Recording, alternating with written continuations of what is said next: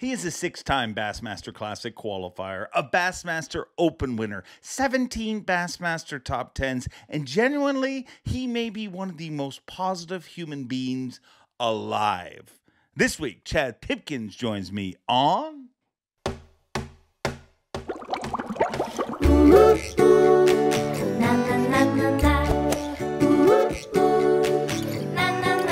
I'm Bob Cobb from the Bassmaster. Welcome to Mercer. Welcome one, welcome all, friends, family, freeloaders, fishing freaks. You're all welcome here at the Awkwardly Honest Fishing Podcast that goes by my last name, which is Mercer. You are halfway through this week, so happy hump day. And want to welcome in all our humpers that join us week after week here on the Awkwardly Honest Fishing Podcast. Right now, I'm not here. I'm actually in South Carolina getting ready for the Santee Cooper Bassmaster Elite. And oh boy, while I'm talking about that, man, what a tournament we had last week at Lake Murray. Congratulations to whoever won it, because I recorded this before it happened. So I'm sure you're a great champion. I'm sure we have a lot to talk about. And we will talk about all that and so much more next week on Jake's Take. Another double dose of Jake's Take. With all these back-to-back events, it's just the simplest way to do this. We will do a double deuce of Double Deuce? Great movie. Roadhouse. That's the bar in it, in case you're wondering. The Double Deuce. Trivia question. You can win something at a bar if they ever ask you what the bar in Roadhouse was. It's Double Deuce. But next week, we will have a double dose of Jake's Take, and we will break down the behind the scenes from these last two events. But before we get into that, let's talk about this week's guest. Chad Pipkens has had an incredibly steady Bassmaster Elite Series career. I mean, really become a perennial Bassmaster Classic Qualifier. Has fished 6 of them now. But what really stands out for me with Chad and Will with you guys, I mean, 1 minute into this show, dude is one of the most positive people on earth. And I tell you, it's funny when you are growing up and you think you're going to get a job doing something one day. And, you know, a lot of traits people work towards to achieve such a goal. And it's weird. Nobody ever spends a lot of time telling you got to be positive. You got to be positive. And I mean, I don't know if you have to be positive to achieve things, but most of the great people that I know on earth, whether it be through business, whether it be whatever, they're also incredibly, incredibly positive people. So here's your daily dose of positivity. Let's go all the way to Holt, Michigan with Chad Pipkens, who really isn't there right now. He's in South Carolina too, but just for the magic of the interwebs, Chad Pipkens. Chad Pipkens, how are you? I am doing good, man. We're in Michigan. It is 83 degrees today. What do I got to complain about? It is wonderful. I mean, the weather is wonderful. It's supposed to get cold again next week, but we'll be in South Carolina. We're supposed to act like this is live, but we just blew the whole facade. It's not really live. We're in South Carolina right now. You may have won, or let's just say you won. I did last week. We're going to have some big blue trophies on the back wall, baby. We're due. You are due, dude. Like, honestly, looking at your career, I hate that term. Like, he's due. But you are that guy. Like, I mean, if I look at what you've done in the Opens and I look at how many times you've knocked at the door, I mean, it's got to be coming soon. Is that, where are you on that? I feel like it is, and I hope I'm not the guy that you don't want to say you can't win, because I don't feel like that. I feel like I'm honing the skills and the technology is getting better for what I like to do and stuff. And looking back on my career, like, there's been a handful of times when I was knocking on the door, but you always want to have a chance. But there's been times where I didn't have a chance. Right. But there's been like 3 or 4 where I really look back and I'm like, if I'd have made a little decision change, and I like Pickwick was one, and I feel like I made the right choice at the time to try to stay put, even though I knew things were going away. And meanwhile, like, man, you've had chances to do that. Same thing with the Open last fall. I feel like I could have won that too. I just need one little decision a different day. And it's always easy to judge when you're done, but it's still, with the way the sport is going, you don't get a ton of opportunities to win because everyone is so damn good and they just keep getting better and better. So there's not a lot of opportunities. When you get them and you look back, you're like, it bugs you a little bit because they don't always come around, I totally agree that everybody's getting better and better. And I think you might be kind of the last generation or last group of anglers, your time. That sounds like I'm 80 in the I know, but how many years have you fished now?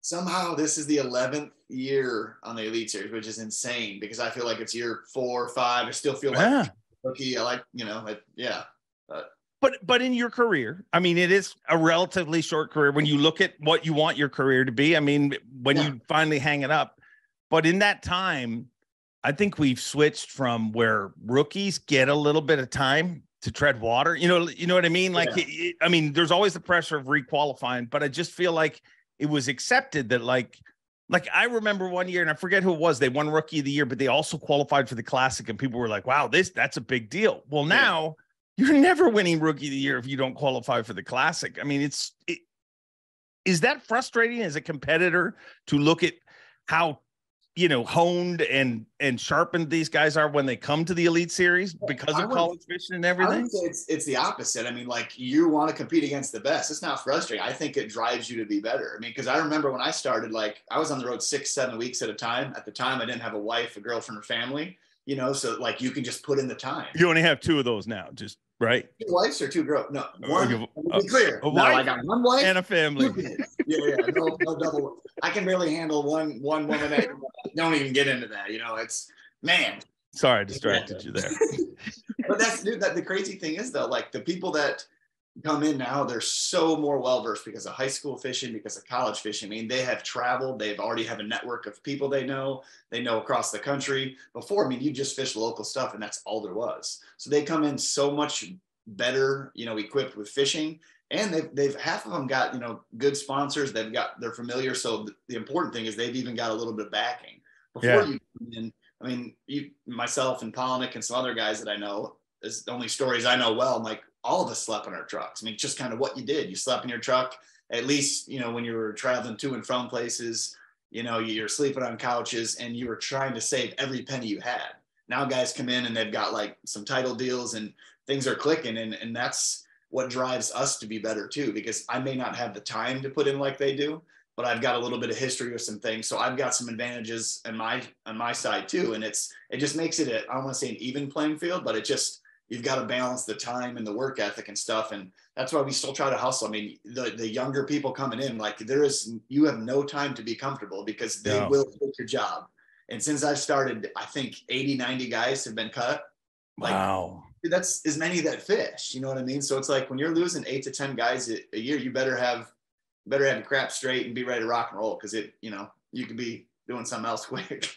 Yeah. And I think that's the other thing that's changed, like where they've got the advantage of going through the collegiate program, getting to know sponsors, getting to know competition. Like they are tested in every way when they get here, but they also you got to catch them right away. Like you can't that pressure. And it kind of shocked me when you talk to some anglers that are rookies, like how quick if you don't have the first few events go well, all of a sudden that weight is on your shoulder, not just financially, but like to requalify. I mean, it's almost too quick for the rookies, but how do you fix it? Because if you change it any other way, it kind of screws the senior anglers like yourself. You can. And that's what Bass is fighting with that every year. Yeah. How do you make it good for everybody? All of us love it. And the sport itself and the industry is growing. So there's more people that are making money. So everybody wants to stay, but you got to let new people in. And you got to have that competition. So people are going to get kicked out and people are going to get their feelings hurt and toes stepped on, but it has to happen to create the brand and the path that they have. And so it's like, I mean, where do you go from there? I think they're doing a good job of, rookies need to have at least another year. Yeah. You have to. And they're doing a good job as far as, the being around at every 5 years, you get to drop a year. I think that helps the guys that have been around a little longer. So it's a good mix. But it's still cutthroat. I mean, even right now, like 11 years in, the first 4 years, I was on the bubble a few times. The last 4 or 5 have been really good. But yeah, like you said, you're a couple bad seasons away from then being on the bubble to requalify. And then that snowball effect, man, it doesn't matter if you're a rookie or if you're me 11 years in. Like, this is the worst start I've ever had since my 11-year career. I had an 80th and 90th. and I had a bad classic event. It feels like I've had a bunch of bad fishing, but it's only been 2 Florida events back to back. That's literally it. But man, it can happen quick where you're second guessing stuff. But the difference now more than before is it's not like before you'd finish 80th or 90th and you got beat. Now I'm like, it was one fraction of a decision. And instead of being 85th, I would have been 35th. Like it's that the weights are so tight and you have to catch them every minute, because if you don't, somebody does and you drop 40 places. Yeah. It's wild. Like, and how close you've got the person who wins, and there's so many people that are just like literally, in hindsight's 2020, like you said, but afterwards you're like, man, that if I'd have given that just a few more minutes, it's literally, that has to be frustrating for you. I mean, when I look at your sport, I mean, like I introduce you dudes, but the way you do it would be like if you put like a name on a screen and it just appeared every once in a while, and I had to try get it right, like to fish the way you guys do. That has to be a frustrating part. Like it's not as controllable as other sports. It is, and that's what drives you. But it also is what, like, I love it because it's the excitement of being able to figure out the process. And even when it's not going well, you're still like, I'm so jacked up to get on the road to get to South Carolina and hopefully to get the ball rolling the right direction, because it's such a fine line. And that's what I love. And like I just had somebody over and was talking to them and how my season was going, and say, oh, but it's a lot of luck. And it is. It's a lot of luck to win. Like to win an event, you have to have a lot of good things go your way. But to be consistent day in and day out, like there's not that much luck involved. Like in Florida, I missed one good bite a day. It's a little unlucky that if I catch 20 fish, I lose the one big one. But I needed to be getting more big bites. And there was a teeny decision I can make in each place to get that bite. So like when you look back, you're like, I got a little unlucky, but I still didn't do my job of adjusting at the times when I needed to. And there was a decision I can make. And the other guys that beat me, they made it quicker and they did it better than I did. That's why I lost. And you got to suck it up and say, let's put on my big boy pants and let's figure it out next time, Yeah, and you nailed it right at the beginning there, where you said that same thing that is frustrating at times is what made you fall in love with this sport. You know what I mean? You're trying to catch. I always explain it. It's like golf, except the ball keeps moving and you can't see the hole. It's really that.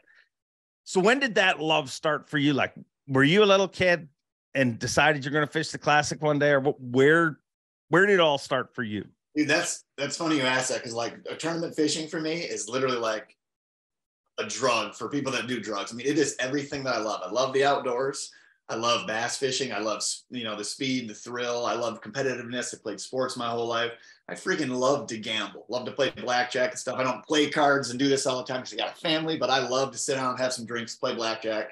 And fishing is literally all that in a big wrapped up bottle, like waiting to explode. And that's I've always loved everything about it. And growing up, when we didn't have fishing tournaments when I was little, I used to, with my cousin and a couple of my buddies, we would literally have little pieces of paper, and we would have like the rock bass pot, and then we'd have the perch pot, and we'd have just big fish, and we would all like chip in like $5 or something, and we would pay like first through third place for all these fish. And like that little thrill of catching those fish and recording them and gambling is basically what I get to do for a job. So dude, like there is not a day that goes by that I'm not freaking jacked up to be in the position that I'm in, to support my family doing what I love to do. There is no one that is more appreciative. And when we're at shows, the Classic, and you hear guys, complaining or bitching about, man, I don't want to be here, my feet hurt. And like, the reason you get to do what you do is because all these people came to see you. Like, if you can't connect those dots, go do something else. Yeah, it's pretty simple when you look at it. I mean, anybody that complains at the Classic, they're not probably going to last, because every time, I mean, I've been to so many Classics, and every time I have the same feeling where I'm like, holy shit, all of these people came from, like, it blows me away. Just like Knoxville, you couldn't move. Like, you literally, like, and you guys are competing. So you guys got to see the crowd and see all that stuff. 3 days we were competing because we got our face That's but you got to see, I'm just talking about like when you try to get through town, like to move from one spot to another, it's just hordes of people. So it's pretty incredible. So how old were you when 170,000 people that literally take their vacation time and spend their money to drive and fly, which is just a pain in the ass right now, to come see you do what you do? I mean, that's awesome. That's why anytime somebody's like, hey man, can you like, don't bombard me saying I'm going to do anything, but I will literally do most anything I can for fans, signing stuff, sending stuff. I send things I just appreciate all the people that follow us. Yeah. I mean, they're following a bunch of fishermen, right? Like they're just anglers. Like they're no different than what you were when you were trying to whoop your cousins for money. Was that how old were you when you were ripping off your cousins for money on dogs? Well, yeah, I used to trade my sister nickels for dimes too. Back then they were bigger, so I've got to. Yeah, we won't get into that, but I couldn't have been 10, 11, 12. I mean, I didn't grow up bass fishing like today's kids. I mean, they got all the federation stuff. They've got everything. And I just grew up fishing. Loved to be on the water, catching perch and rock bass, and then went to buddies' ponds. And I used to ride bikes like kids don't do anymore, but backpack on with some tackle, 2 rods across the handlebars, just pond hopping. And that's when I started to like bass, catching them on artificial stuff. And I had a friend of mine's dad who was at the Classic with me again this year. He came to 3 of the Classics I made. When I was 16, he took my first tournament. We caught 1 15-ounce bass on a little lake by here. And I just loved it, and then he took me to a couple like team tournaments. And I got the whole vibe for like the long days and stuff. And that's when I started tournament fishing after I fished with him with a buddy of mine that I played soccer with. And we fished against a bunch of old dudes. We were like 17, 18 years old, fishing our like Thursday night clubs. Cause that's really all there was. So you had to cut your teeth, like fishing, I think it was American bass anglers and like Midwest sportsmen. And it was a lot of fun, man. And that's what I grew up doing. And I just got into that and went to school, just cause I like to do that and play hockey, good backup plan. And it kind of worked out after that. Like I wasn't even close to all in with fishing while I was in school. I was, hanging out, working my butt off, playing hockey, fishing only in the summers, making money. Like everybody knew I wanted to do that. And I did as well, because there was a yearbook from high school hockey that said, what do you want to be? I'm going to be a professional bass angler. And that's what it said in like 10th grade. But still, like while I was doing all the other things, like I didn't really think about it a bunch. I just knew like I filmed it, recorded it on the VCR on the weekends when I couldn't watch it. Like I loved to watch it, but I wasn't ready to like be all in on it yet. You know what I mean? Until I got done with college, I fished 1 event on Lake Erie as a co-angler. Okay. Practiced with a mutual friend that I met, Shad Skank, Wesley. Oh, yeah. One of the greatest names in fishing. I mean, where is Shad Skank now? He's living in Indiana, just crushing it, sells corn seed. Him and his wife do farm real estate, and they have a couple kids. He was done. It's just a lot of stress and travel and stuff. But yeah, dude, I learned more from that man, not about fishing, but about business and stuff. And that's how I run my show here. Like he always said, it's not a question of if, it's when. You got to have a side gig. And he only fished tournaments. Like he didn't even fish at home. He was still good because he did a good job and was well planned. And that's kind of how I try to be. I want to fish a little more than him, have a little more instinct. But like I learned more with what I know, about how to run a business. I mean, that's what we do, is running a business. And when I traveled with those guys for 5 years, dude, I had an absolute blast. Probably the funnest time, because there's zero stress when you're rolling as a co-angler. Like, they were paying for most of my stuff. He helped me out with even some entry fees and stuff. Wow. I would just show up, work, practice with him, and I got to network and learn. And it all worked out, dude. The stories, I always tell the same damn story because it's amazing. Like everyone in the Elite Series, has some sort of unique story. Yeah. And for us, it's when it happens and how it happens. And there was a tournament, that I thought I could have won a few years as a co-angler.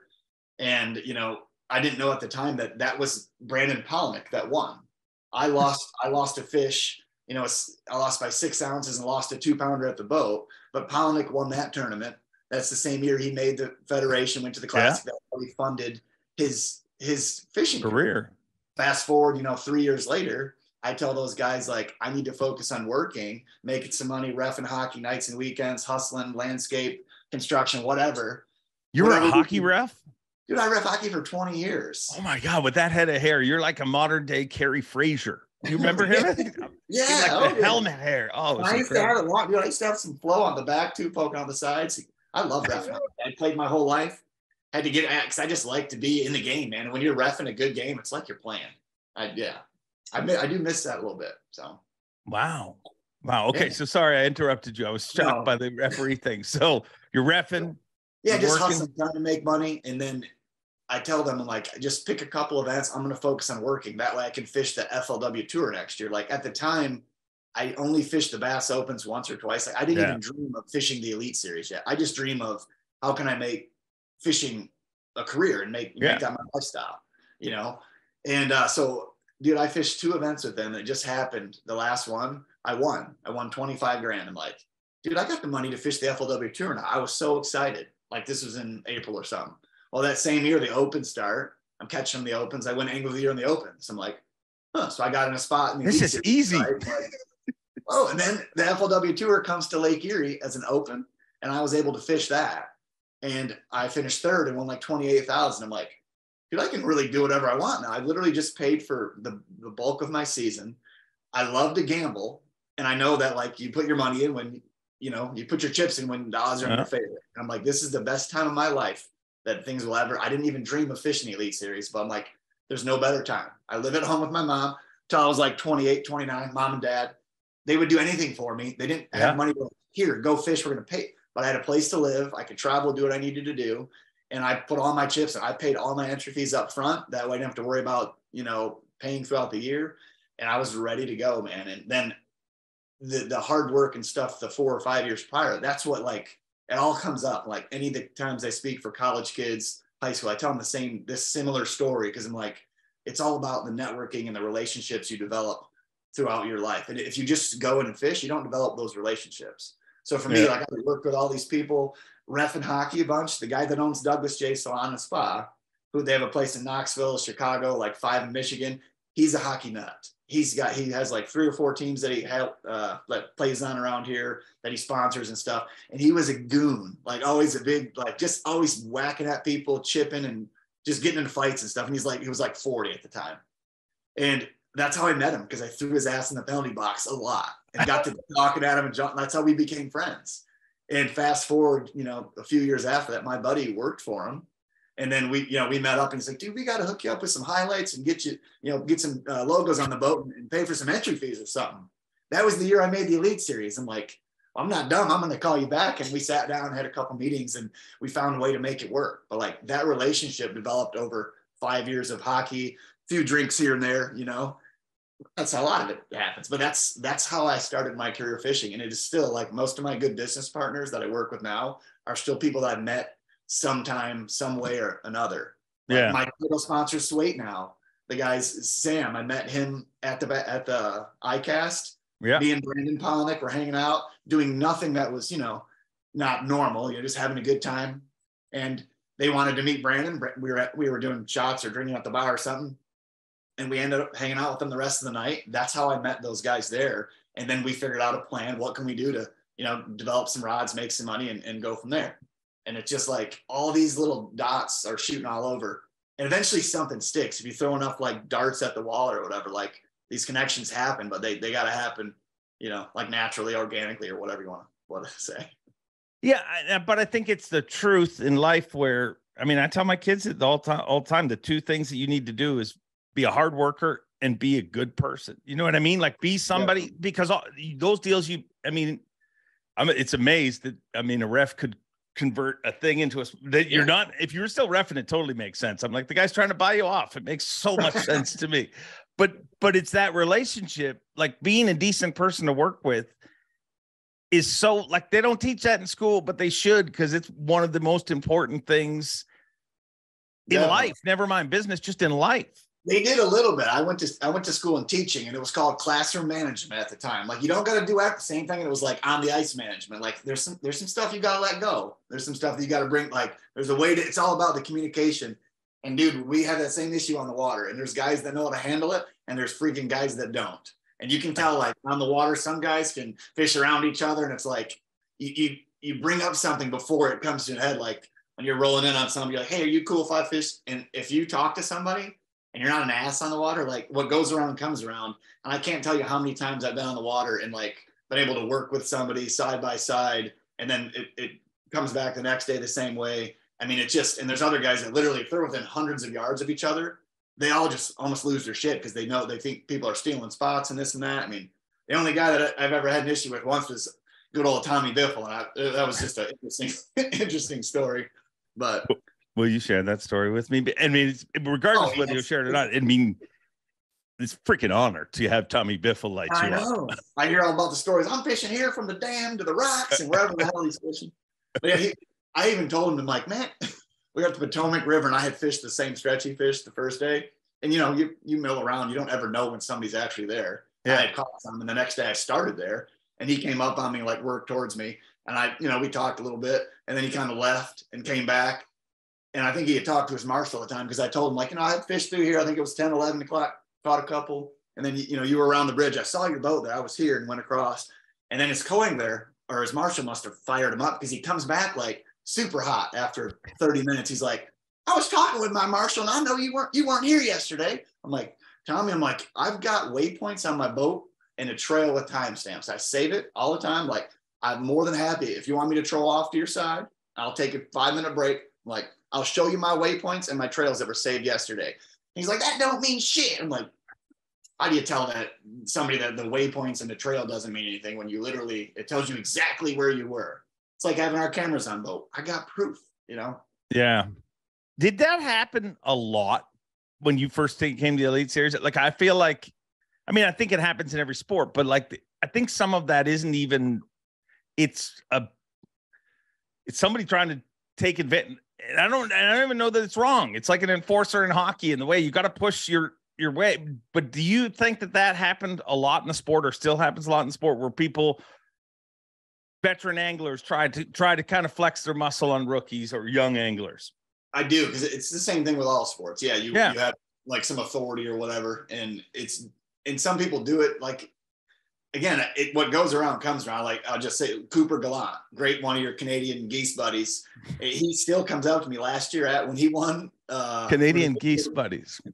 He made the Elite Series, and I had a grass bed that I catch him on in Oneida, and I was there on day one, and he came up to me with a couple fish, and he's like, hey, man, you cool if I fish? And I saw him there in practice. Like, I was off the side 100 yards, and like, well, he's not driving around. Like, he found them. You know what I mean? Yeah. There's a big difference on the water when you think somebody's snaking you, or when guys, like, if you found the same fish I found, they're not my fish, they're not yours. Like, I'm not going to have somebody come throw at the same rock I'm throwing at. But if it's a grass bed and the fish are milling around, if it's a school of fish, you can make multiple different casts. Like, if somebody found those fish, there's a difference between that and like sharing a single bass on a bed or something. And I told him, I'm like, man, come on in. I'm like, I'm fishing this side now, and there's another, we'll mill around each other. And dude, we both caught some there, and he caught him there the next day. I think he finished third. And he came up to me at the class again. I think he came up to me at the beginning of the year and was just like, I can't tell you how much, I want to say thanks, man, for letting me come in. I'm like, and that blows my mind, because I'm like, I don't own the lake. Why? He shouldn't have to thank me. I'm like, you should be able, and maybe that's why I haven't won. I don't know. That I want to win bad, but I'm not going to like kick somebody in the face to try to win. Like, I'm going to win when it's my time to win.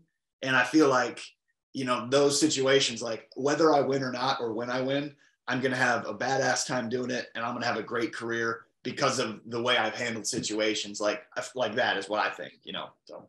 Yeah. And dude, I'd love to hear your opinion on this, but I've said it several times, and I really believe it.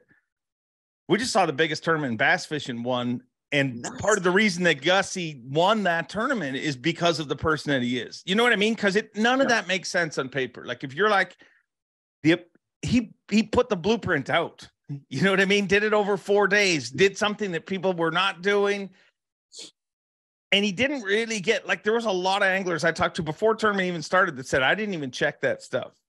You know what I mean? Like, which blew me away, because the Bassmaster Classic, like, I don't know whether it's right or wrong to fish it, but I do think that if Gussie was a different person, there is no way that many people lay off of what he's doing.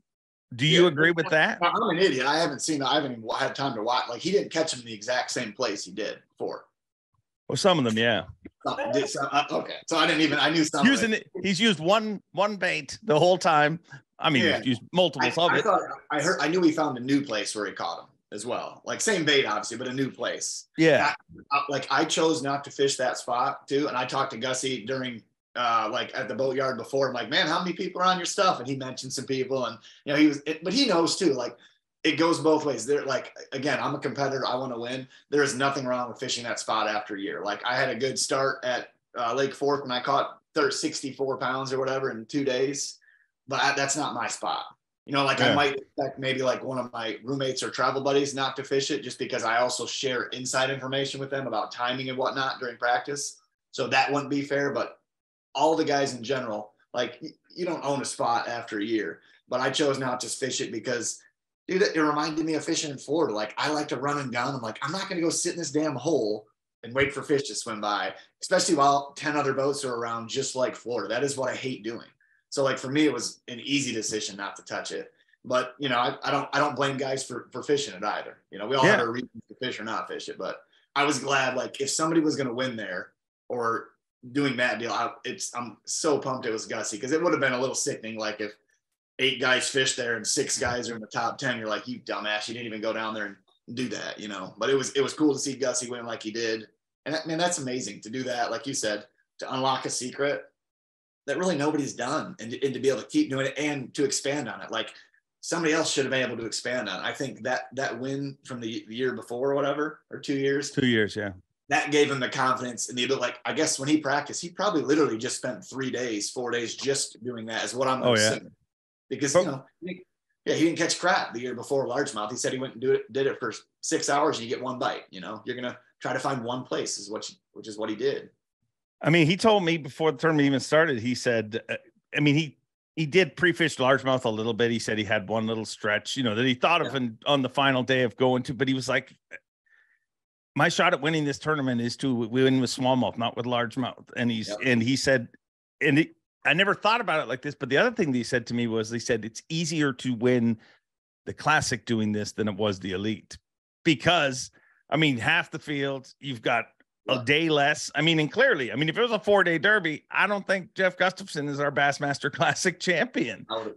And guys did fish it. You're right. And I don't say that it's wrong, but there was an incredible amount that didn't, which I think if you replace him with a more aggressive angler, that doesn't happen. I think, nobody ends up winning it from there, because there's so many people fishing it. It gets kind of obliterated by the entire field.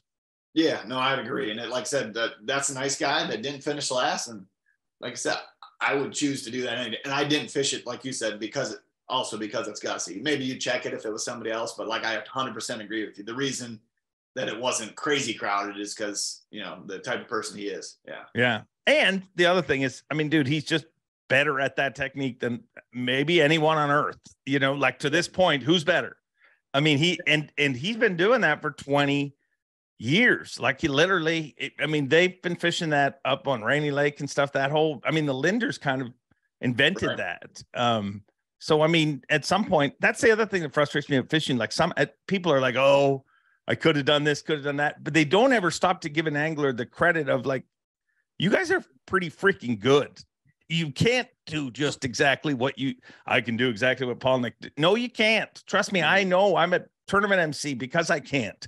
So, it's funny you say that, because that is exactly it. Like, it's getting into your rhythm, you know what I mean? And doing what you like to. And that's why, like, if it was Gussie or something, that's not what I wanted to do. And like, the last 4 to 5 years, I've had my best 5 years, because I'm doing what I like to do. You could get a little information from people before 5 years ago. And even that, like, I didn't like to get a ton of help, but you almost felt like you're at a disadvantage because people got such good help. So me, like, you might, you know, get a little help here or there or whatever. But the problem is, then you would do maybe just 4 or 5 or 6 hours, like, look at other stuff in practice that other people talk to you about. And a lot of times all you need is that 3 or 4 hours to unlock the deal that you were trying to figure out. And literally the last 4 or 5 years, I just go to places and do whatever I like to do and fish my strengths and styles. And I have a lot more fun. And a lot of times you unlock that deal when you would have been chasing somebody else's fish. So I feel like it's helped me become a better angler and give myself, you know, have more confidence in what I do. And like, looking at how the season started now, I mean, like I said, I'm at the bottom of the barrel. I feel like I made a couple wrong decisions, but we're getting to places where, like, what's more my style of fishing, like run and gun and making decisions, finding enough fish to be able to move around and fish a pattern. And that's more what I like to do. And it's funny how some guys just love to sit in one place. Like, that would drive me freaking crazy. As you can tell, I'm wired a little, get up and get moving, man. So. Why is that so tough to avoid? Like, you hear pros say that all the time, you know, once I started fishing, stop listening to Doc talk, stop listening. Once I started fishing my way, but they hear it before they even qualify. I mean, everybody fishing the EQs right now is hearing us say this and pros say this over and over. But man, it is so hard for a young angler to come and be themselves. Why is that so tough? What is it? Yeah, I think it's a confidence thing initially because you haven't been there and competed. So like if you're not getting the bites that you hear other people talking about, even though like sometimes it's just, you know, the places we go are tough. So if your thing doesn't happen right away, then you start to hear the voices in your head or hear the other. So then you start doing other things. So then you're kind of just like, you're just all over the place and you're not like really trying to dissect what the fish are doing. And at that point, that can snowball quick. That's why you see like some rookies maybe go snowballing downhill and other guys get out there and maybe like Joey gets out, you know, that other event gets out there. And there was Brandon Polnick, Clifford Perch. Those guys drop shotted a ton in practice. I talked to both of those guys regularly, like literally right next to him. For whatever reason, they didn't get any of those big bites.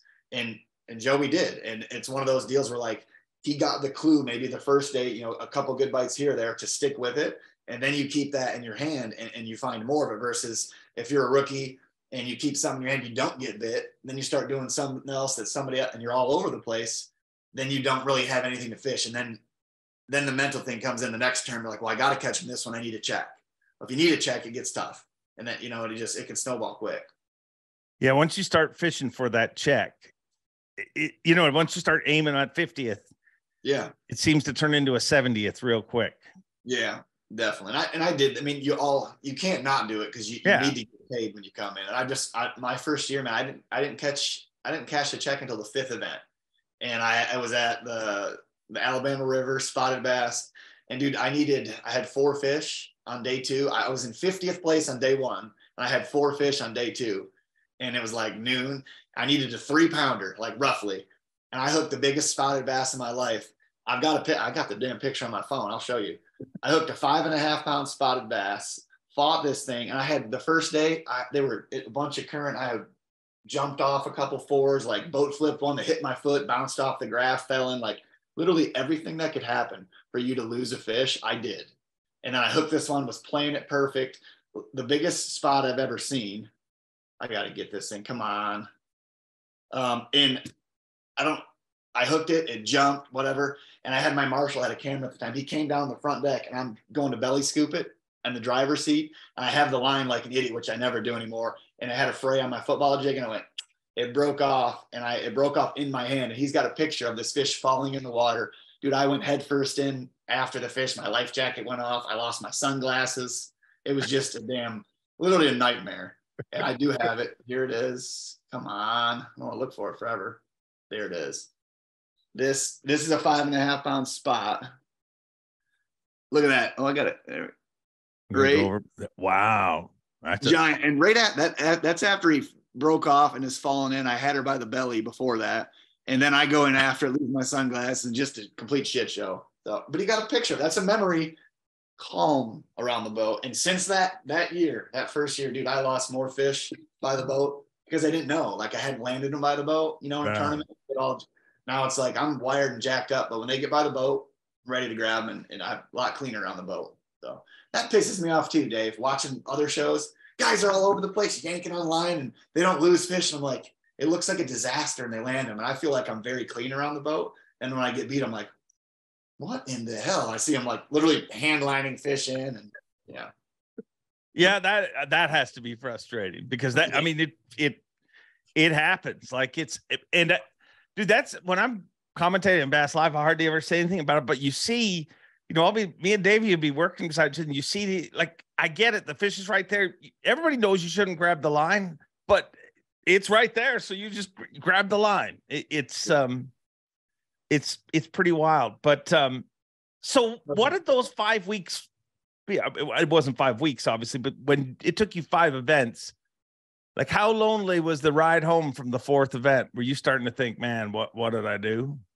Yeah, you do, man. It's just a mental, like I felt like I was getting closer. I think I actually zeroed the first event I fished, like double zeroed on Sabine River on one of them. And it just like, that's not how you want to start your deal. And I had a good practice too. Like that place has haunted me. It just, the water come up and I just didn't adjust. But it's one of those like you start thinking about every decision you've made. And a lot of times it's so easy to look back, like you had the practice or whatever, you just didn't make the right decision.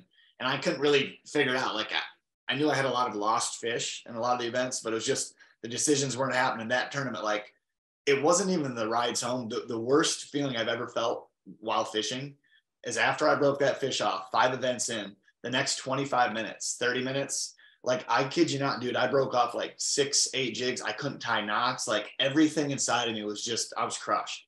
Like, that was $10,000 is a freaking lot of hockey games. And a lot of painting houses and shoveling dirt that you got to make. And it was in my hand. Like, it was 6 inches from falling in the boat. And like, dude, I couldn't cast, and then I couldn't stay focused with the jig, and I was trying to move, and nothing would go right. And it was 30 minutes of that, like, just a disaster. And I finally like settled down a little bit, and I caught like a 3-2 on a shaky head. And I finished that tournament. I think I was in 49th or 50th place, and I made the cut. And I remember on day 3 when I came, and Kevin came up, and he's like, good job, man. Keep it rolling. Let's go. Like, that's, you need those breaks. And like, Kevin's a competitor, and I'll never forget that. I'll never forget Skeet Reese when I made the Elite Series coming up to me, shaking my hand, introducing himself. Like, yeah I'm Skeet Reese, buddy. But like, hey, congratulations. We're happy you're here. The year I made the Elites in an Open, I made a top 10 with Ike and Ellie. I shared a pizza with that guy. Like, I'm like, hey, dude, you want a slice? He's like, you got a whole pie? Like, those are just lines that I remember from like 3 of my heroes. That's exactly what he would say. Yeah, dude, but you don't forget that stuff. And it's like, that kind of stuff is what, like, I want to be that guy for some of the other guys. Maybe I won't be as good or like that iconic, but I want to be the guy that somebody remember, like, hey, that guy was kind. Like, that's the kind of person I want to be. And same sense that, like, Kevin on the Water, my first year, I made a top 10, a few events after that 49th place finish on St. Lawrence. Dude, I'm holding on rock piles. Like, had a good first day, good second day. I'm like spot locked or trolling right here. Kevin's drop shotting down current. He's just literally pitching, reeling. And he's coming right at me. And I talked to my marshal at the time. I'm like, dude, does he think I'm going to just move for him because he's Kevin Van Dam? I'm like, there's no way. Like, I'm just going to like part waters. And I literally am like this. And he gets about 20 yards from me. And he's like, well, I guess you can just have it then. And like picks up his trolling motor. I'm like, what in the hell, dude? It was funny. And that was one of those things, like, he probably thought I would slide back or moved over. And Kevin's the man, dude. Greatest ever. I'll never forget that either. It was pretty hilarious. And he didn't make the cut that time. And I finished like 7th. Well, because you screwed him. I beat Kevin Van Dam once. Yes. No, dude, and I think a lot of people do move for them. You know what I mean? Like, it's funny. But I think there should be a respect show them. But if you're on a spot, you're competing against that person. And if you are going to just open the door for everybody, that's what you're going to end up being, the greeter. You're not. But the cool thing is that you just said, it's just amazing how little it takes to affect somebody's day. You know what I mean? Like, this is 11 years later, and you still remember Kevin Van Dam coming up and shaking your hand and saying, well, and Skeet Reese, like that.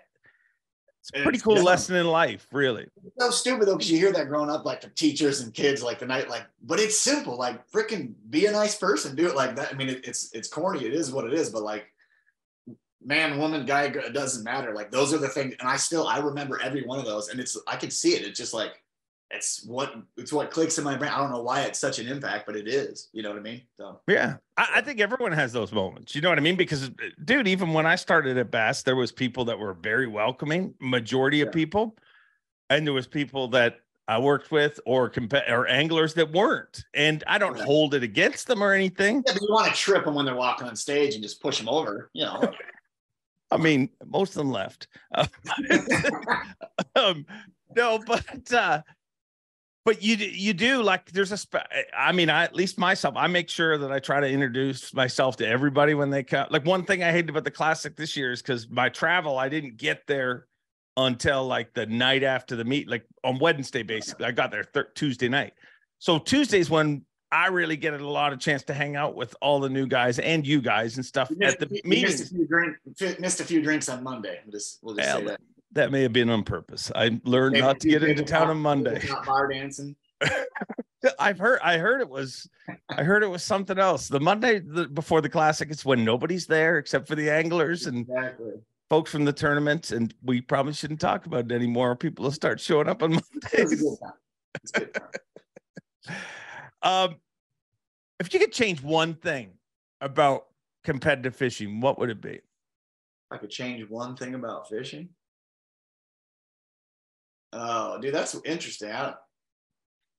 because I love all the technology. That's what drives our stuff. So a lot of guys said, "Oh, you can't use forward facing sonar. Bring it back to how it was, where you just fit." Like, what's the point of that? It's like I don't understand. Like, I've heard people talk about not being able to use a flogger, which would be the most hysterical thing ever. A cone that you can't use. You tell me.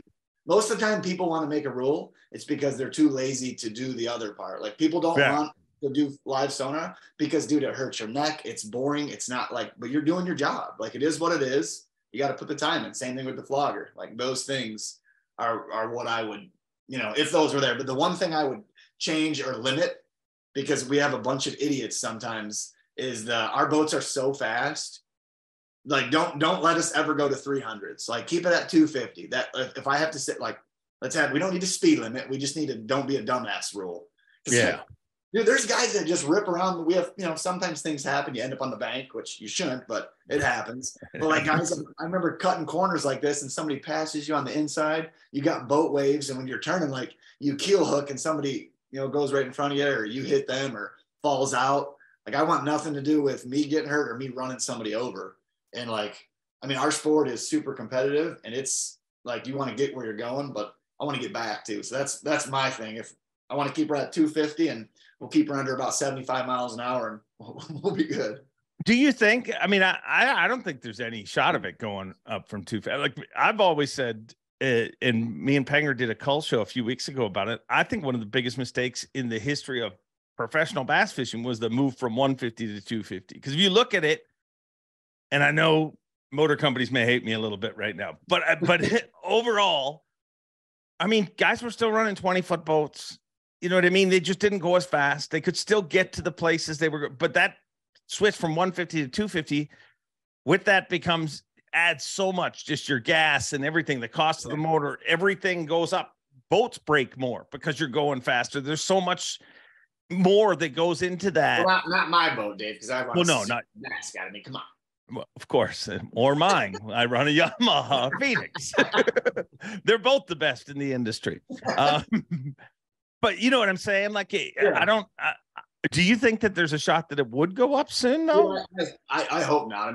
I think you said it right, though. I think right now the boats are built for a 250, and Matt said if they were to do that, they're going to have to be building bigger boats. And I think right now you always want room for improvement and stuff, but I don't think there's a reason to have a larger boat, because then there's going to be a side effect where you can't get shallow enough. You can't get back. This is because the boat that takes the 300, it starts to change the structure of those also. I don't think you need to do that. So I feel like 250 is nice for your waves. Like, you really can, like, if you had a 150 out on Lake Erie and 4, 5, 6 footers, it's going to be hard to maneuver that boat in the waves. So like, I feel like now it's safer. And the cool thing is about all of our damn technology is it's making the boats a little slower. When you put 3 graphs up on front and like that kind of stuff, and the way we pack the boats, like if you're running 70 to 73 in a tournament, like that's as fast as our guys are running. They may tell you their boat runs 80. That's 80, 10 gallons of gas and no tackle. But the way we have them loaded down, like, low 70s is solid. And I feel like that's a sweet spot for, not running over people and being able to drive safe in big water, I guess. So. Yeah, I agree. And you can't, the industry couldn't like, you imagine what would happen to 250s all of a sudden if the Elite Series said it's 300, all of a sudden because look what happened. If you don't think it would happen, look what happened to 150s. How many bass boats do you see on the highway with 150s anymore? There's some, but it's not like what it used to be. 8 quarters. Yeah, it would be insane. But what's your favorite part about being a professional angler? Man, outside of like the chase, like I love the process of trying to like going somewhere. Like we're going to where are we going? Lake Murray. I scouted there. I have never touched a bass in Lake Murray. That's where we're going. I drove around, broke my boat in a couple days. Like going there and looking at the whole place and being like, I got to pick my sections and trying to dissect where and what will happen. Like I love that, like the process. Are the fish going to move? Is the weather going to? What's going to happen? Like that. Just kind of that deal of the unknown is just one of my favorite parts about it. The other part is, we have travel away from home, which sucks, and family, but like you have another family and it's kind of neat. Like you have your home family that you miss, but all in all, like the core group of guys that are on tour with us, like to survive in the sport, we have some people that are odd, fun, weird, but like you got to be a pretty good person because people want to work with you. So like the group of guys that are on tour, like this Bass staff, like it's literally a family away from home. And even like when my wife and kids come, dude, there's like a new generation. We're not the old generation, like you said. We're the new generation with kids. I didn't say old. I said there was a lot of sex going on like 2 to 3 years ago because there's babies spawning everywhere. season. It was spawning season 2020, 2021, babies. My kids have like 10 kids to play with while they're on the road, which is pretty special because if you're by yourself on the road, like there's nothing. I mean, it's tough, but that makes it pretty fun for everybody. Yeah, and it's why, and Bill Lowen's kids, who were the little kids for so long, like they were the little kids that they're doing. She's working. She's camera taking pictures. Yeah, and they're the old kids now. You know what I mean? It's just time flies. But yeah, you were right. There was a lot of spawning. And you were doing so. Are you done spawning too? That enough? Or are you spawning some more? We are officially done spawning. Oh, you got that must have been fun. Dude, it was a good time. Good times. What are you gonna do? It was fun. Good time. I had as much fun as you had. My doctor was absolutely hilarious. I'll just say that. Dude, he had some funny jokes. I was ragging on him for a minute. He looked up at me. He's like, You're really gonna give the guy shit who's got a scalpel to your balls? And I was like, winner. Yeah, it's time to be quiet. One of the things that I love about you most as a person, dude, is your attitude. I mean, you are one of the most positive people that I've ever hung around with, and I put you, Polnick's very positive, Carl, that whole group. But number one, is that something you've always had? And number two, how important is that to have as a professional angler? Definitely. I would say I've always had it. I was wired a little different. I had a girl across the hall in college that came up to me once. Not a girl. It was nothing frisky. Just a girl lived across the hall. And she literally told me, she's like, somebody needs to punch you in the face one day. How can you be so damn happy? Literally told me I should get punched in the face because I'm too happy. I'm like, you can hit me. I'm not going to slap me around a bit, whatever. But I've always been like that. I get that from my mom, dad. And again, I'm blessed to be doing what we do. I'm super pumped. I love every minute of it, even the minutes when it's tough. Makes you appreciate the good ones. But I've just always felt like if you have a good outlook on stuff, like better things happen, especially with fishing. Like fishing is so mental. And if you're not believing you're going to catch them, if you're not believing in what's going on, like it's not going to happen because it is very, very easy just to get sidetracked with not getting bites, not thinking things are going to happen. And then they don't, because your thought process change, your wheels aren't turning anymore, and it can go bad quick. And I had a tournament I led at Mississippi River years ago, and it just, dude, I didn't have a fish at 1 o'clock, and one of those things where like you still can feel it, and it may not always happen, but you're going to be far better off if you think if it's going to happen. You know what I mean? Like you can't make it happen, but you can surely like put your foot forward and have a good chance at giving yourself some opportunities. And even outside of the fishing thing, like me being positive is just weirdly how I'm wired. But people want to be around people that are fun or having a good time. The last thing you want to be is the mopey guy that is just nothing's ever good enough. Like it's hard to work with people like that. So if you're younger or trying to make it in the industry, bring some light to whomever you're working with, like fans, people. Like that's what people are drawn to. And you don't, like you said, you don't want to be fake. If somebody's a weird, guy that's just negative, maybe you can make something out of that. I don't know how you do it, but if you can, you got to do what you need to do. But like, just people are drawn to positivity. I think it feels good. It's contagious. And that's like a childhood story, but it is what it is. Yeah. Negative's about the one quality that, because like you said, I say it all the time to you guys, like, and I do believe it, and be yourself, whoever yourself is, be that, and you'll be more successful. Don't be that guy. Yeah, but it doesn't work with negative. That's what I'm saying. Like literally, like, I mean, Seth Feider, who is one of the biggest names in this sport right now, doesn't talk a lot. You know what I mean? He just, but he's himself, and people gravitate towards that. But if the words that he did say were like, I suck today, it sucks out there, there's no way to spin that. You know what I mean? Like the sleepy assassin can be a thing. You know what I mean? But negativity can never be a thing. No, you hit it on the head too. And it would be really weird if everybody was like chirpy like me or that would be kind of that'd be a weird deal. I'm not gonna lie. If everybody's quiet, that'd be weird also. But you got to have it all. Like the reason the Elite Series is what it is because it has all these unique personalities like coming into the sport. And then you've got more people like Seth, more people like Matt Robertson, more people like, Polnick, like people from all walks of life. And then they follow you, and it just draws in fans. And like, if you don't have that, you don't have that big, the big audience. If you had everybody that was just quiet Southern fishermen, that's all they did, and there was no entertainment, no Iconelli, Skeet Reese, the Kevin Van Dams. If that didn't happen, man, I wouldn't be talking to you right now, because I don't think fishing would be what it is. I mean, fishing's fun to watch, but that's if you like fishing. You know what I mean? Like if you want other people to engage in it, it's got to be something that they're drawn to too. And I think that people are drawn to, certain people. Like you, why do people follow your podcast? Why do people care what we're talking about? I don't know. To be honest, let us know in the comments. Like they want to know, they want to be a part of your life, and that's not the case if, they don't relate to you. You know what I mean?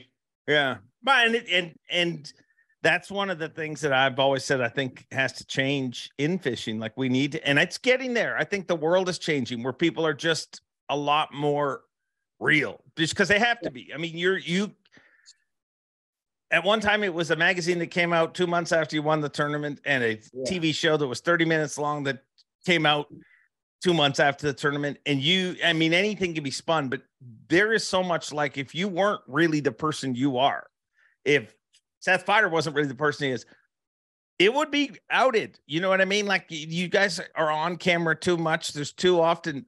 And I just think that's not even a fishing thing. I think that's the world. Like dude, think of whoever your favorite, whatever was growing up, favorite hockey player, you had no idea what he did on Saturday when he wasn't playing. Right. But now, you followed them out. I'm going to have a baby now. Follow me. Like it's the most intimate details of people's lives are being shared. Yeah. And it's the good and the bad, but it's the reason it's growing more than it's ever been. Like there's a balance, because you got to be able to do it all. And all of us, I'm sure, struggle with that with time and, what we're sharing or when we're posting it on your phone, because it's still a job. But like, if you want people to engage in what you're doing, like you obviously need to share it with them, and it takes time. But that's what we're all trying to juggle every day, every one of us, in order to make a living. But that's what makes the sport, like all the same, people that are complaining about posting on social media and why we have to do Instagram and Facebook. Like if people don't know what you're doing, like they're not knowing what your sponsors are. Before it was just TV, it was just the magazine. You didn't have to do anything besides fish. Yeah. Well, now it's all these other media outlets. That's why there's millions more people that follow fishing, because they have an opportunity to. Yeah. And you look at all those videos, like all those video series that we see, and it's like a new one pops up every single day, and they're all great. But you look at those behind the scenes shows that anglers are doing for YouTube, and they all have their own voice. You know what I mean? Like there's some of them that are just kind of, saying, okay, I know how this is done and I'm going to follow that formula. But the really successful ones are, again, they've got their own voice. And, before we started talking, before we hit record on this show, me and you had a quick conversation, and one of the things, we got to is that's the weird thing about fishing, where everybody is supposed to be the same. Like it's okay not to like, I'm not saying to hate, but what I'm saying is it's okay to have, that's my favorite pro. And that one, you have to, like, if you change it to any other sport, you're a Red Wings fan. I'm pretty sure nobody can tell you that Stevie Eiserman wasn't God on ice. You know what I mean? But it doesn't matter that if somebody's from another town and they don't feel that. What's that? Yeah. I said, you still got to have Bob Probert, though. You still within the same, you got to have the goons, you got to have the grinders, you got to have the heroes. In our sport, it's a little different because we're all competitors together. There's no team, but like you need every one of them. And I think it's a lot of the stuff that's going on with art fishing is as good as it's ever been. As much criticism and fines as Matt Robertson can handle. I know you might egg him on a time or two.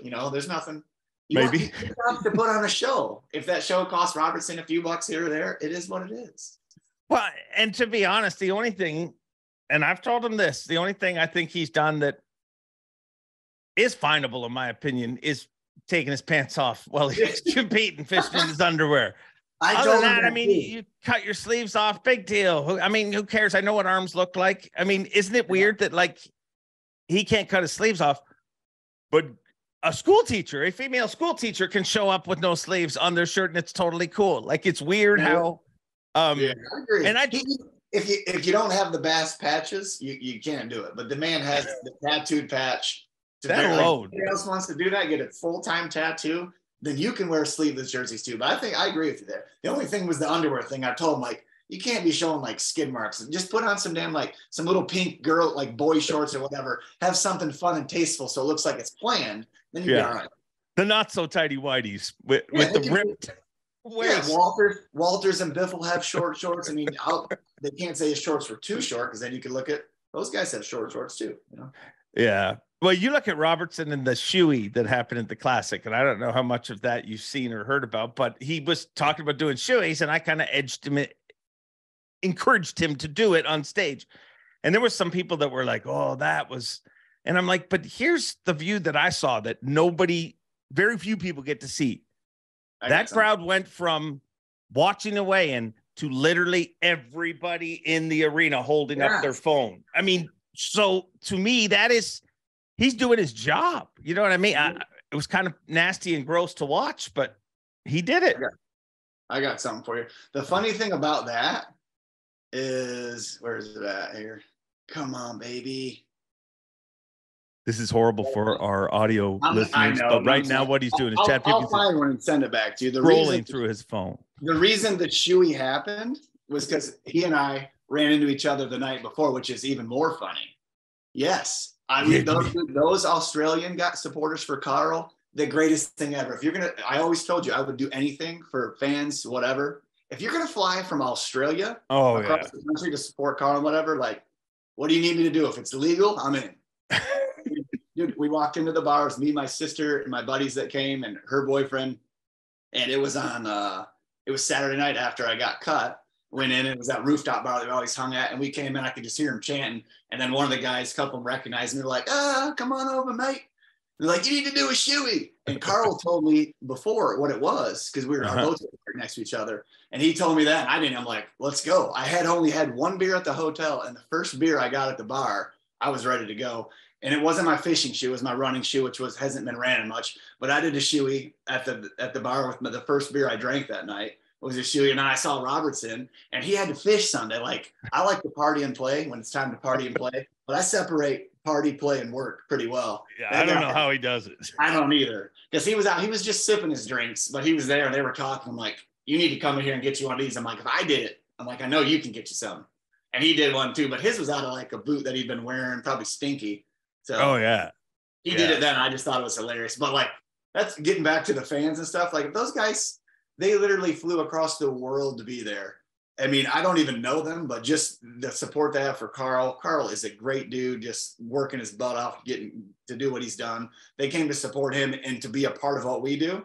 Like I said, as long as it wasn't illegal, like I was in. We did we did shoeys, and it wasn't that bad. And then I looked at the guy, I'm like, what do we do with our shoe now? He's like, mate, just let it air dry a couple minutes and put it back on. All right, fair enough. It was good though. The next, like a real shoey, like the legit Australian shoey, and I'm sure they'll tell you generally is out of somebody else's shoe, not your own. And you have to spit in it too. They pour the beer in, they spit in it, and it's just the nastiest thing. They spit in it, or you spit in it? You spit your own spit? No, they spit. You got to spit in it. Come on, you can't have other people. You're drinking your own spit. Your spit's already in your mouth. So what does it matter? I know, but it's still pretty nasty. That's not a big deal. If you're drinking somebody else's spit, then we got a problem. I mean, it's somebody else's shoe. Yeah. It could be better than your shoe though. It might be. It was definitely better than Matt Robertson's rubber boot. I mean, when he took it off, like, actually, it's funny, that clip has floated around a lot, and I saw it again. And there's a part where I'm like edging him on, but then there is a part where he's like starts pouring it, and I look and I'm like, but I realized, I mean, you're putting it on a sweaty 3/4 booty that you've worn for a while. Like I said, you're all right with giving people a couple nudges. It's nothing wrong with that. Pointing them in the right direction. But it all comes from, dude, when I look again, like when we started, when we talked about what the Classic is, and you talked about those Australian fans that travel from, to me, we should do everything we can to make that a show up there. You know, the speech I give every year at the Classic, and that's honestly, and when people leave, I mean, there's people who did very well in that tournament. And if you went and quizzed people that were at the Classic, they don't remember that. Yeah. But one of the first 5 memories, they're going to say, what happened at the Classic? What was it like? Yeah. One of the first 5 things you're going to hear about is Matt Robertson's shoey. And I think. And that's what gets them to come back, man. When they're like we fish for a living, but there needs to be a show. Yeah.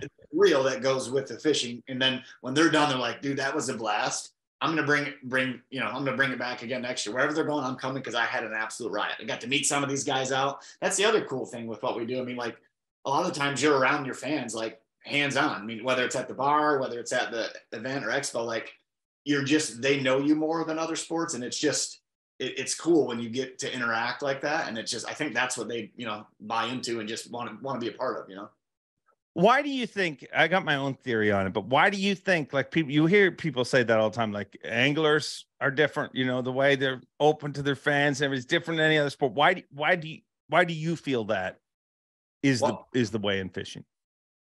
I think you almost have to now. Like other sports, like I'm not knocking how we make a living. I make a very good living and support a family, but other sports, if you just play basketball, just play hockey, golf, you can make money. You don't need a sponsor dollar. Your income, you're making hundreds of thousands of dollars, you're making money. In our industry, there is a lot of money to be made, but it doesn't have to be in checks being cashed. And that's what, like, I feel like a lot of our guys struggle with, not a lot, but just, you don't have to you shouldn't be making your money and cashing checks. If you're fishing for a living and needing a check, which is how a lot of us and all of us start out, like it's tough, but like now the platform's getting so big, the check should be a bonus. Like you should be working hard enough and have a good sponsor base. And it doesn't happen overnight. Like I never got nobody ever reached out to me until year 3 or 4, like you're hustling and grinding, but like it does happen. And you make those dollars by doing all of those other things. And it's like opening up your life to your fans and then getting to know more of you and knowing more of you or your sponsors or supporting the things that you support. If you've got, 100,000 people that follow you and, they're going to pay attention. Like the people that follow you for a reason. And they start to, I don't want to say do the things you do or like them. Like you don't need to be a perfect role model, but in the fishing sense, like they're going to look at some of the products you use, engines, boats, rods, reels. And and that's what sponsors want to see. They want to see your social media numbers. It's what we live in now. And a basketball player doesn't have to have 1 million followers because they don't need to sell anything. You know what I mean? And we're not all salesmen like that, but we are selling something. It's the package of the Elite Series. It's the show. It's drawing people in, and then it's all the people that we are very fortunate to get to work with too, Yeah. No, I think you're right. And I think that we are a lot more like, I'm the world's biggest Kansas City Chiefs fan, but I understand that I'm not going to make the NFL. It's never good, but I think that we see it over and over again. Somebody who starts as a fan and then, I mean, how many times on stage this past Classic did I hear somebody say, Louis Minetti, I remember sitting right up there 4 years ago and dreaming of being here, and I'm here. Like that's the cool thing. The fans actually become the players in some stories in our sport. Yeah, and I think it can happen so quick. I would say to make a career, and I think it's going to take a lot of time and sacrifices and this and that. But the neat thing is that there's a lot of different paths where you literally can get to that same seat the next year. A lot of things would have to happen right. But like anybody that loves to fish, like there's an opportunity for you to be fishing against someone in the Classic next year. And that is probably the coolest thing about our sport is like we all want our spot in the Classic, but it's neat that there is, I think it's really special that there's a college angler, a team angler, a nation angler. Like I think that's what makes it so big, because you have, again, just like you have all the walks of life for the anglers, you've got all the different types of bass anglers all across the country have some sort of way to get there, which is pretty special. Yeah, no, it's very cool. It's very, very cool.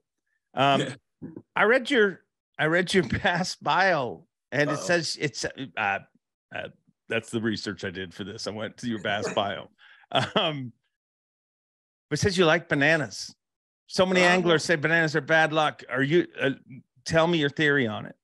Well, so I'm different. I'm still superstitious, but I'm like a little different superstitious. So bananas, dude, are good for you. Us as anglers with live, we're literally hunched over like this. We have bad forearms, elbows, backs, necks. Bananas are good for your muscles. So why would you not like bananas? And if you have the banana, you just eat it in the morning, like in the car before you take off. you eat all the bad mojo out. You like control that, you know, that bad luck power. You eat it, get rid of it. So I do that, and then I collect change a little bit. I'll throw it in if I find something that's heads up, the gas station, I put it in the cup holder in the boat. And I think like every cent is like a good bite. Wherever we're going, it varies, but I'll keep putting change in there. And dude, the only good classic I've ever had, I've had some just crummy ones. The only good one, the last day of practice in Texas, I literally walked out of the hotel room, and somebody like poured a cup holder of change out. I walked out of the hotel, and right in front of me, I'm like, what? It was a pile of change, probably like $10 worth. And I'm like, holy shit, like this has got to be a sign something's good going to happen. And I went through and like spread them out, and I picked up all the heads up one and left the other one. And I caught like an 8-1 then, had my chances to, you know, make something happen, missed a few bites, but that was it, man. The change pile. Wow. I wonder who piled it there. I don't know. It was probably your wife. If you're a fan, I know you want me to do well, find out where I'm at and put a couple of change piles by my tires or boat. Guaranteed I'm going to crush it. And it's going to be good for your fantasy team. Change. Yeah, and it'll be great for you. People will start taping dollar bills to your truck. You can keep dollar bills. Just give me nickels and dimes. That's like 5 good bites, 10 good bites. We'll keep it simple. Any other superstitions? That's pretty much it. Eat the bananas and pick up that change. Cash money. Who has the craziest amount of superstitions in the Elite Series, in your opinion? I don't know, dude. I hear some people talking about wearing underwear and stuff similar days, and that just kind of gets stinky. I mean, not want to be doing any of that. So, but none of the people you've roomed with are like weirdos. I don't think so, man. Polinick, the ice cream's a beautiful thing. I think some of the superstitions you just make excuses to do the things you like. Like Brandon and Tiffany love ice cream. They're like, well, hell, every time we cash a check, let's eat some ice cream. Yeah. Makes sense. Yeah. Yeah. They're like my kids, dude. Like literally, you'll learn this as your kids get older. They found out early on that if something was fun, that's a tradition. Like, so if you go to whatever, a basketball game one year, well, they had a great time. So next year, hey, it's tradition. We got to go to a basketball game. So whatever. I mean, if you enjoy it, do it. Yeah. I figured that out with a buddy of mine. He does the same thing. We go on a drinking guys trip or something. He's like, let's make this one. The Vegas trip's a tradition, and golf trips. I'm like, I can't do all these traditions. I'm like, well, what's going to shoot me? What's your ultimate goal in this sport? Oh man, I do want to win, dude. I've never, I obviously haven't held up a blue trophy, so I want that bad. But outside of that, like, I want to be involved in the sport. Remember, like, as I want to help bring the sport, like grow the sport, you know, like it's hard to do that if you don't have a huge platform. So I do feel like you almost have to win or like get angry or something to help. It's hard to grow your platform unless you're on that top stage. You know what I mean? So I think for me, like the big thing I want to do is it sounds dumb. I need to be consistent. I want to have a run at whether I win or not, or Angler of the Year. Like I need to be in the damn discussion. And it sucks starting off bad this year because I feel like I'm so close. I don't know what it is that it's every year I have 1 or 2 bad events. And I've had it before in the middle. I've had it at the beginning. A couple of times I've had it at the end. But like it's something that doesn't allow me to string 9 events together. And I'm ready for that to change. And it's going to change one of these times. So I think for me, you know, I want to be in that top 5 in the points a couple times, you know, before I get done. And I want to win one. So we're gonna do one of those, or hopefully both those in the same year a couple times. No, I don't think that many people don't. I mean, I think it's going to happen for you. I mean, I just think it's a really tough thing to do. I think people, like, even though you've been here 11 years, you get 8 shots a year. Like it's not an easy thing to do. But your career has become incredibly consistent. Wouldn't you got to be happy with that end of things? No? Yeah. I mean, I'm day in, day out. Like I get to do other than the few bad ones that you just talked about. Yeah, that happens. A couple bombs here and there. But day in and day out, I get to do what I love, and I support my family. So if you talk to a lot of guys, I mean, everybody wants to win, but like you've got bills, payments, kids, wife, like you've got to pay your bills, and we're super comfortable with that stuff. So like I'm very fortunate to get to do that, and I think like you said, the last 5 years have been a lot more consistent. You know, you want to turn those 70s or 80s into 60s or 70s. If it happens, then you still have a shot to win an Angler of the Year, you know, and I haven't avoided all of those, but just in the end of the thing, in the end of it, it's just literally fishing your strengths and fishing how you want to fish. And for me, it's avoiding dock talk. Like I talk to Polnick, every tournament a couple times a day, and I talk to, a couple other guys, once a day, just to get a gauge. Like you don't need to know exactly what other people are doing or where they're at and whatnot, but it's nice to have an idea of, if something's really clicking down the lake, or if, like what the bites are like, because if you're just talking with yourself or not talking with anybody, like I've heard Hackney say it before, like you go up to Thousand Islands and you want to go fish for largemouth. Well, if the smallmouth bite is crap, you can go catch 18 pounds of largemouth, and you're like, a couple years like that was, top 30.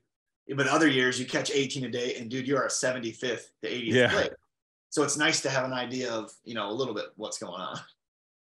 Is there an angler that motivates you the most on, like, is there somebody you look to on tour and you're like, man, that's where I need to be, or is it just all of them? No, it's everybody, man, that drives you. Like I said, the new guys too, because I know how hard they're working. So like the only thing you can control in the sport is how hard you work. And I will always be on there 30 minutes before sunrise. If it's a 15-hour day, like I'm going to practice for a 15-hour day. That's how I'm wired, because I don't want to miss any window when I could be, making something happen. So I think everybody raises the bar, but for me, like I traveled with Polnick for, 3-4 years, like when we lived in the camper, before the camper and houses, then when he went to the other side for a little bit and came back, we've all got families, so it's hard, but I spent a lot of time with him, and there is no one in the industry that does more for the sport and balances things like he does. Like, but he's got 100, 200,000 fans or followers. Like I'll scroll on his stuff and he's commenting, like actively engaging with people on damn near every post. I know he does the same thing on Facebook, Instagram, YouTube.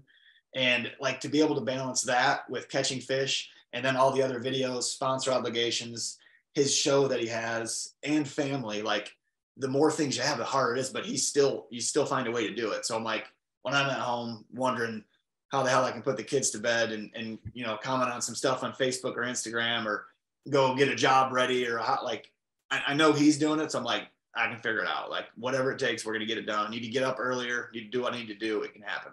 So it's like guys like that raise the bar and make you want to do better, Yeah. And he's a good dude. So. Oh, as good as they come. And he's, when he first started I think it was 17, when he first started his behind the scenes show on YouTube, I remember telling him, dude, don't be careful. Don't do that. Like I remember saying that it's a lot. You're going to have to manage, you're producing a show on top of all this. And he won Angler of the Year that year. So my advice sucks, number one. But number two, he's one of those people that it's almost like there's some people, the more eyes that are on him, the more pressure, it seems like the more he rises up. Agreed. Yeah. Some people crumble under pressure and other people just figure it out. And that's like, when you get talking about winning and stuff, not that I don't feel the pressure when you're out there, like to make changes. What he does though, like you said, when the eyes are on him, when some of the wins he's had, it's like you win with a big run or whatever. The one that was most impressive to me was at Sandy Cooper. Like the decisions he makes to win and to adjust is just unbelievable. Like the year he won Angler of the Year, I traveled with him that year.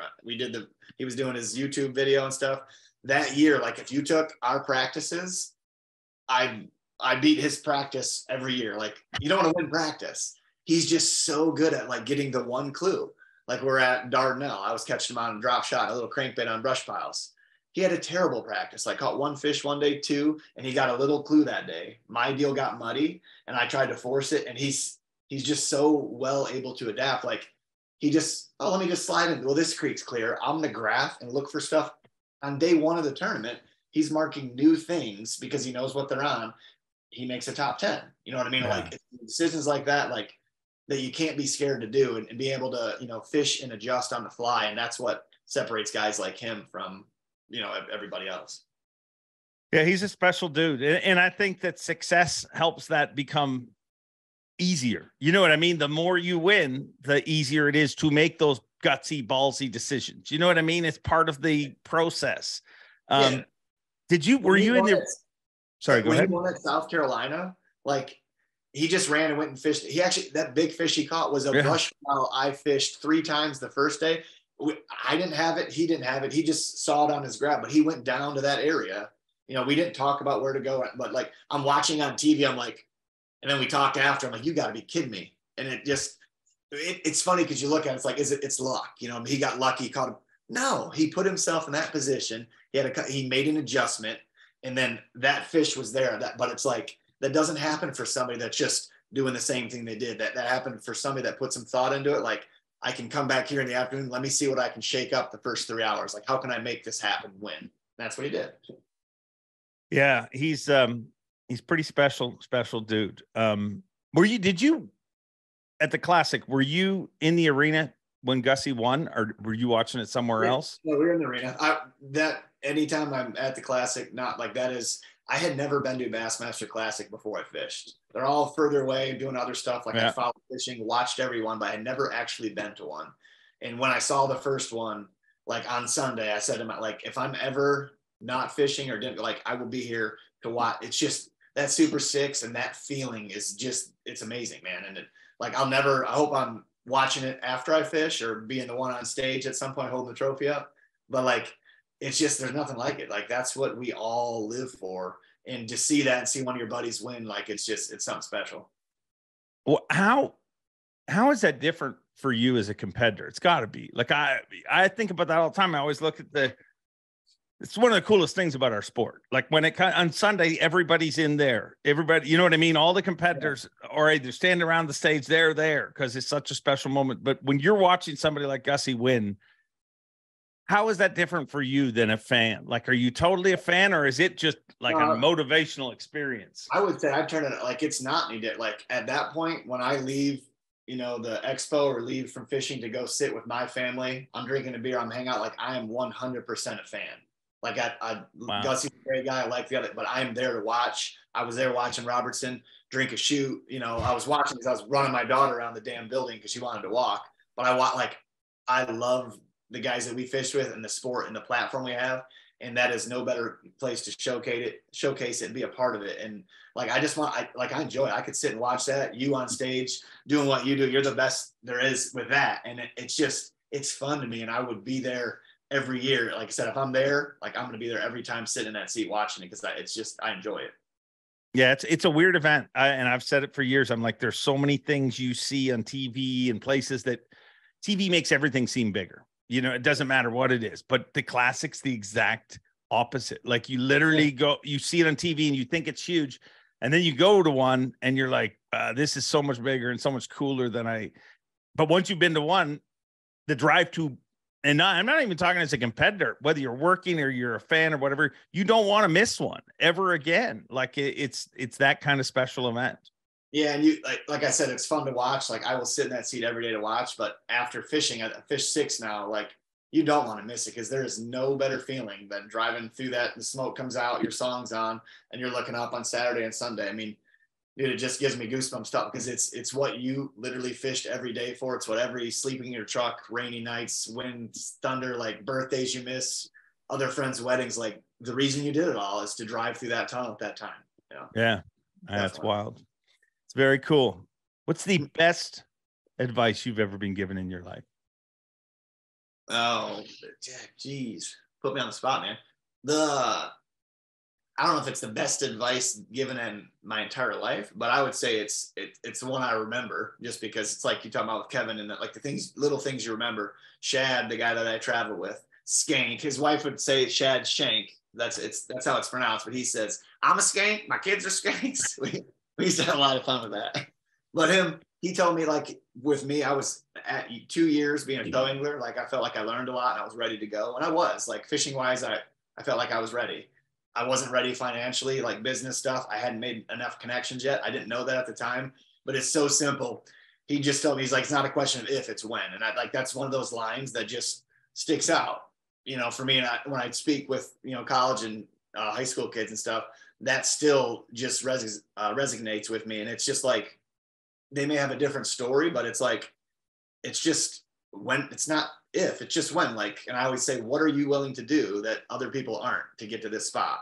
And whether it's sleep in your truck, work 100 hours a week, fish, you know, 100 hours, you know, every 2, whatever it is, like, how can you separate yourself? Because everybody you talk to wants to do what you're doing, like that fish. Like, man, I wish, and you get it a lot. I wish I could do that, or I wish I only had the time, or I wish I only had the money.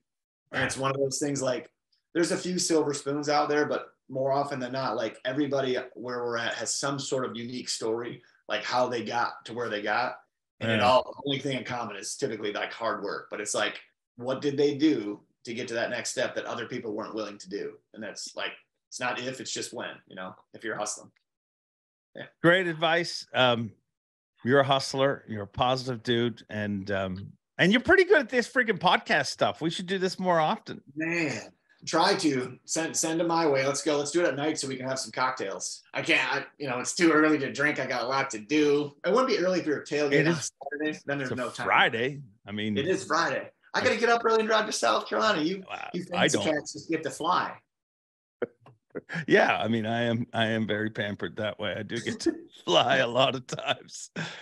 But dude, thank you very much for doing this. A great chat, and we'll do this again soon. Right after you win your next event. Well, you took the words out of my mouth. We'll do it after I get to host up a trophy. I have to get a new trophy thing. I got nowhere to put any trophies. Maybe I need to build a case. I hear all these other guys talking about having a Angler of the Year case built, like they're ready to. I got nowhere to put anything. Maybe I need pre-build the case. Cool. What? They pre-build their case. Wow. Like Onyx got his, Angler of the Year one. He's got a slot next to it for the Classic. I'm like, damn, that's ballsy. But maybe that's what I'm missing. I need just a little perch, a little stool, or a little shelf, a trophy. Yeah. Wow. Let's fill up the shelves. Let's fill up the shelves. But all right. Well, we'll chat soon. I'm bad at ending these, so I've got separation anxiety, I guess. I don't know. See you soon. Bye. No, you hang up. You hang up first. See you, buddy. I can't believe you hung up. Well, there you have it, Chad Pipkens. And if that wasn't a dose of positive energy, I don't know what is. And as he said, it's not if, it's when. And that goes for every dream that people want to chase in life, whether it be an Elite Series pro, whether it be whatever, the lawn darts champion of the world. It's not if, it's when. And you only fail when you stop working for a goal. So get out there and make things happen. And I thank you all for listening once again. Each and every week, you guys are truly, truly awesome. Have a great week. Enjoy being. And as always, Bob Cobb, take it away. Thanks for watching. Please like, comment, and subscribe, because Bob Cobb of the Bassmasters told you to. You hear?